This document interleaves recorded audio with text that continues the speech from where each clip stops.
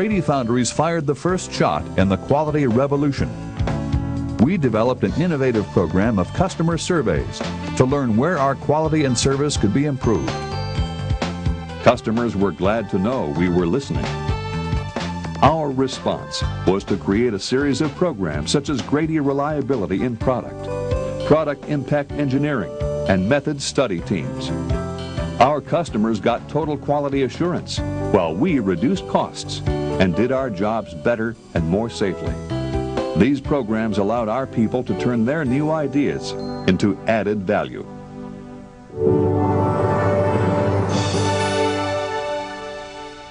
Respect and concern for the environment where our people live and work were already part of Grade's principles before any government regulations came into existence.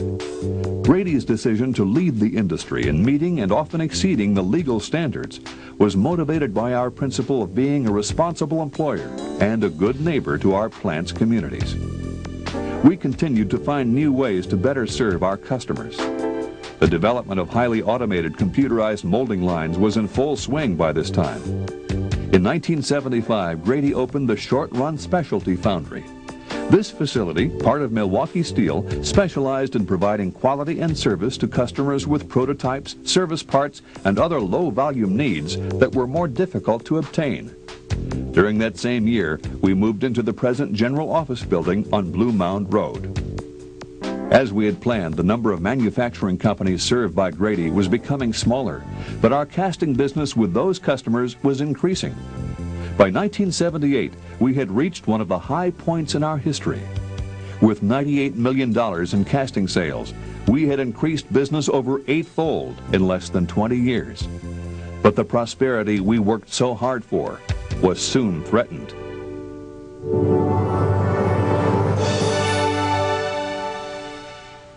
In the early 80s, there was not much to smile about in the foundry business. Environmental costs were high, and many of our customers were struggling to regain their competitive edge. Foundries in America were disappearing at an astonishing rate as foreign foundries began to compete for the remaining business. The future seemed uncertain. But we knew there was a future if only we could, as we had done before, remain flexible and maintain our reputation for quality and service. We looked beyond the troubles of the day and saw the possibility of better days over the next horizon. When the demand for castings began to grow again, we saw an opportunity to add capacity by acquiring several former captive foundries. Greenwood Foundry in Greenwood, South Carolina became part of Grede in 1984 and was soon followed in 1986 by two foundries purchased from the Eaton Corporation, Permcast in Cynthiana, Kentucky, and Vassar in Vassar, Michigan. Adding these gray iron foundries gave Grede a manufacturing and sales presence in 3 new regions of the country, as well as the resources to capture new business from the automotive industry and the suppliers and machine shops that support it. Our persistence and the sacrifices we made together began to pay off. We were entering a new era of prosperity for our company. Sales were continuing to climb at a rate unheard of in the foundry industry. Our ability to provide higher quality at competitive prices, uncompromising service, consistent solutions to complex problems, and just-in-time delivery was making Grede a favorite supplier among our customers. Manufacturers contacted Grede on a regular basis and encouraged us to expand and accept more of their patterns for future business. Growth at Grede was never by chance. We planned on it. We prepared for it.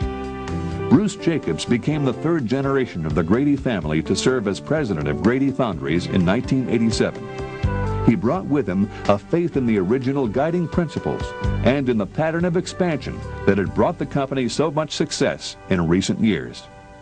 Around 1889, and we started expanding our own facilities to fill that pent-up demand from growing customers. So we had expansions going on. We had made several acquisitions. The customers were asking for more product, and we obviously had to add more people. So the opportunity for Grede people grew tremendously because there were new plant manager jobs open. We had lots of new technical jobs opening up.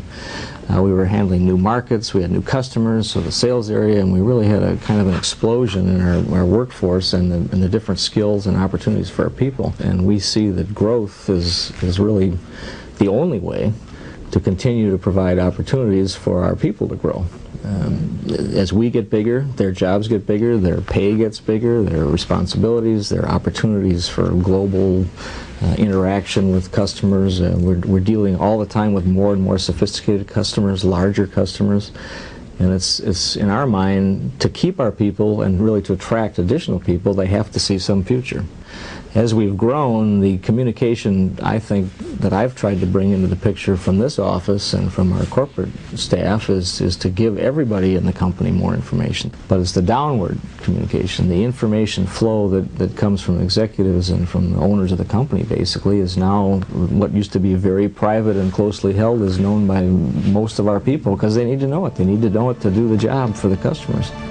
Future business was very much on our minds at Grede in the late 80s. We knew our ability to take on future business was a big factor in maintaining the business we already had. In 1989, we acquired a foundry in Newcastle, Indiana, which had been closed by the Dana Corporation. We welcomed its contribution of ductile iron as Grede began to look ahead for opportunities in the next decade.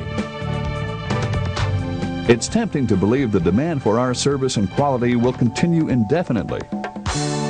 Today, our financial condition has been rated 5A1 by Dun & Bradstreet, and we project continued planned growth well through the 21st century. To help us make this dream possible, we brought another foundry onto the Grede team.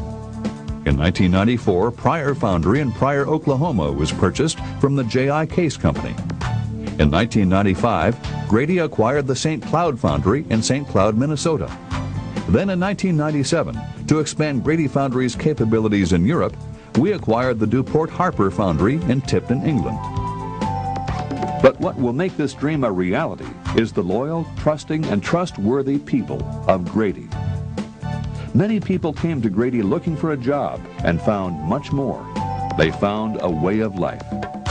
Our quarter-century clubs are growing every year with people who found kinship, a sense of accomplishment, and personal prosperity through their years of service at Grede Foundries. Our workforce is filled with people who have bought their homes, provided for their families, and raised their children with the income they earn from their hard work at Grede. We are proud to have been a part of their lives, and we have a special feeling for these people. There's a fellowship to be found among those who have made their lives and their livelihood working in the foundry business.